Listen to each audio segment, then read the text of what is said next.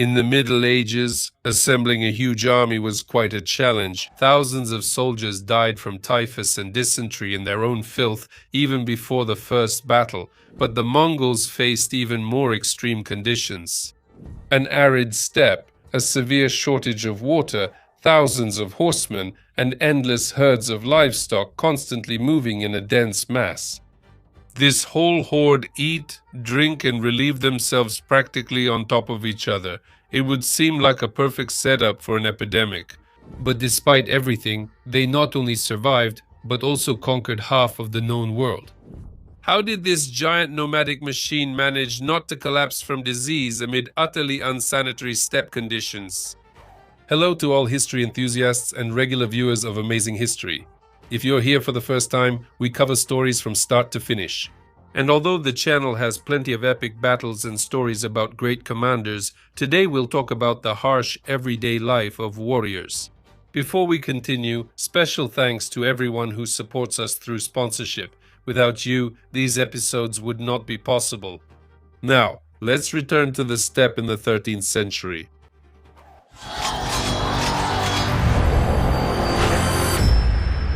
Let's start with a basic problem. In central Mongolia, the amount of rainfall in a year is about the same as what you get in a couple of rainy weeks somewhere in France. From the perspective of a European peasant, it's simply impossible to feed a crowd of 100,000 people with their herds there, let alone build an empire.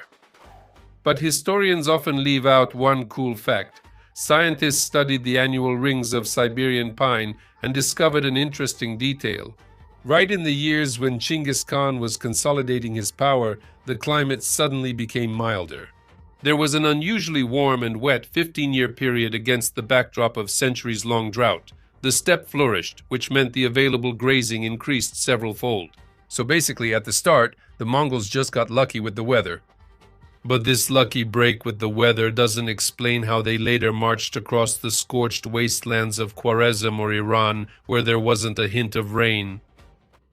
And then phenomenal memory came into play. Nomadic families traveled the same routes generation after generation, turning themselves into living maps. The herders knew exactly under which dry riverbed water was hidden, which thorns grew above the aquifer, and when the ancestral well would fill up again. Genghis Khan's scouts went ahead of the army not only to look for ambushes, they also checked the chains of water sources. It turns out the army didn't just move blindly through the desert, they followed an invisible network of wells, preserved solely in the collective memory of the nomads. But wells are one thing, and drinking raw water in freshly conquered territory is a sure way to the grave. There was no one to check its quality. That's why the Mongols hardly ever drank raw water. Their main drink was kumis. It's fermented mare's milk, and the fermentation process itself killed most microbes very well. Plus, the nomads constantly drank salty tea. Each bowl was a serving of boiled and therefore safe liquid, a kind of sanitation delivered through the tradition of hospitality. As for the horses, these tough, unremarkable nags had been adapted for centuries to the most extreme conditions of the steppe. Their immune systems easily handled the bacteria from wild streams and wells that would have knocked an ordinary person off their feet. Besides, they knew how to get moisture directly from nature. In winter, the horses simply ate snow, and in the warmer months, they were sent out to graze early in the morning so the animals could get a good amount of moisture along with the heavy dew on the grass. This entire system was reinforced by a strict law. In the Great Yasa of Genghis Khan, there was a clause for which the penalty for violation was death.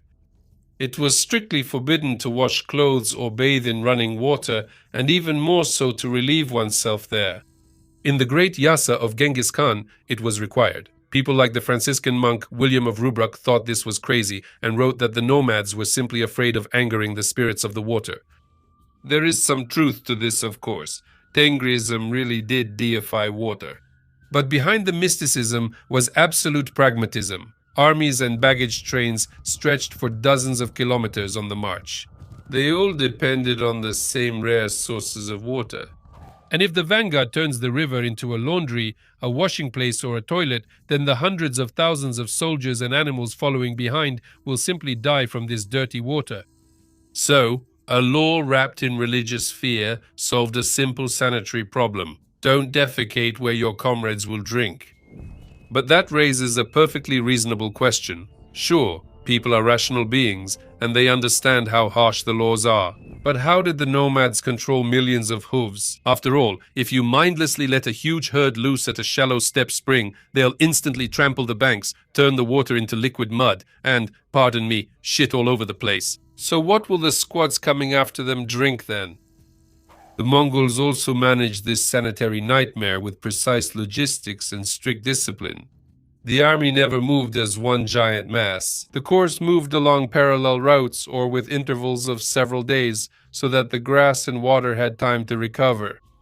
Animals were brought to the watering place in carefully controlled small groups under the supervision of on-duty herders.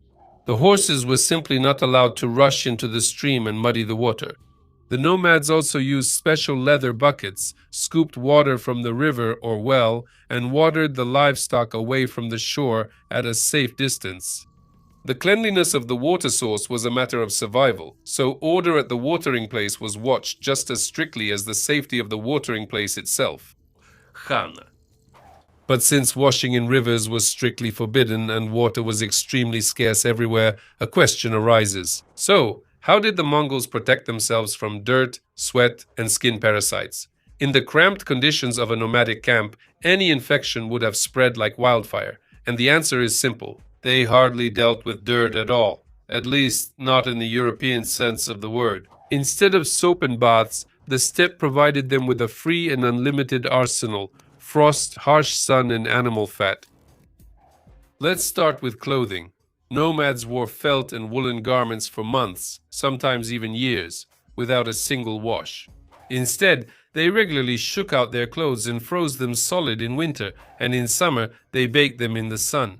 Back then, no one knew smart words like disinfection. It was simply a tough household habit with an excellent side effect. Minus 40 degrees is a death sentence for lice and their eggs. And the steppe sun, at an altitude of a couple thousand meters, beats down with powerful ultraviolet rays and works like a natural bactericidal emitter. Naturally, you shouldn't expect the steppe people to be perfectly clean. Pediculosis and typhus never went away.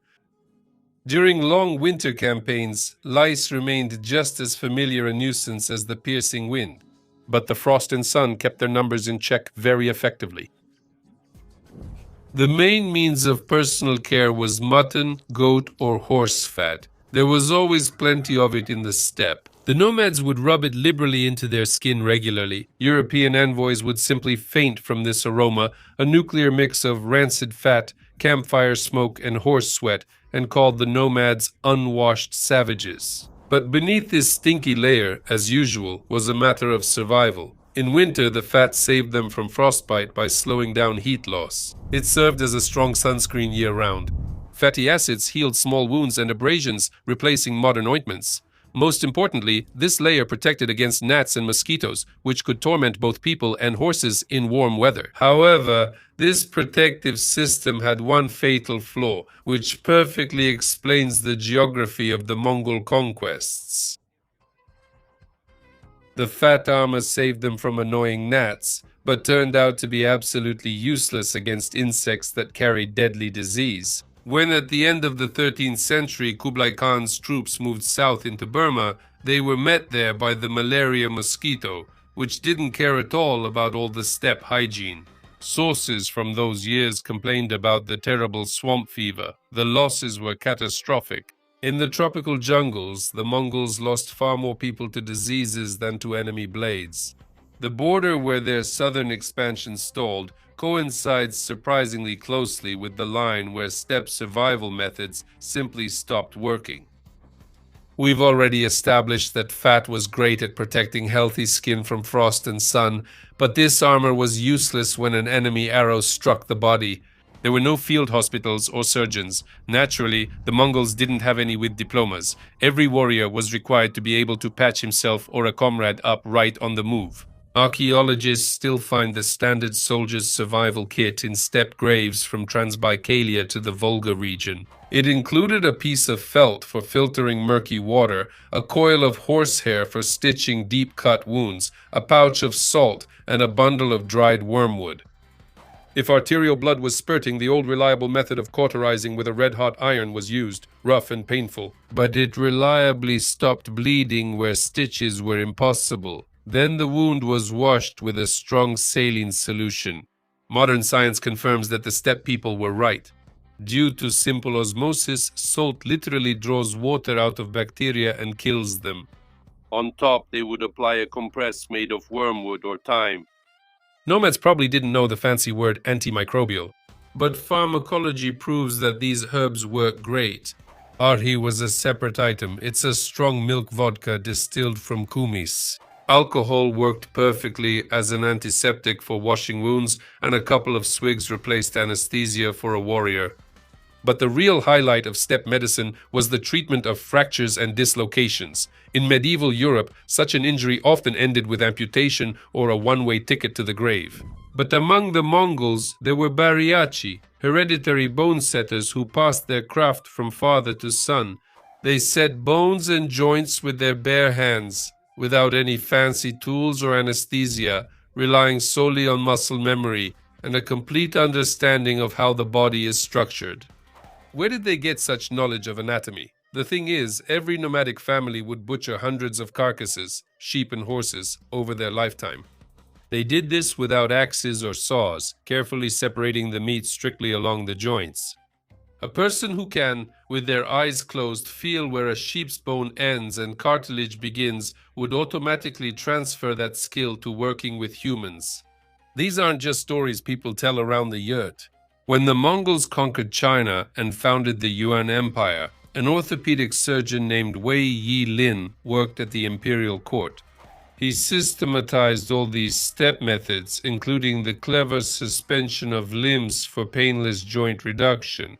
That's how it happened that a shepherd's everyday skill while butchering dinner a generation later became the official surgical practice of the world's largest empire. If you enjoyed this perspective on the history of war, hit like. It really helps the video reach more people, and be sure to subscribe to the channel. Write in the comments what else you would like to learn about in future episodes on this channel. See you soon. Bye everyone.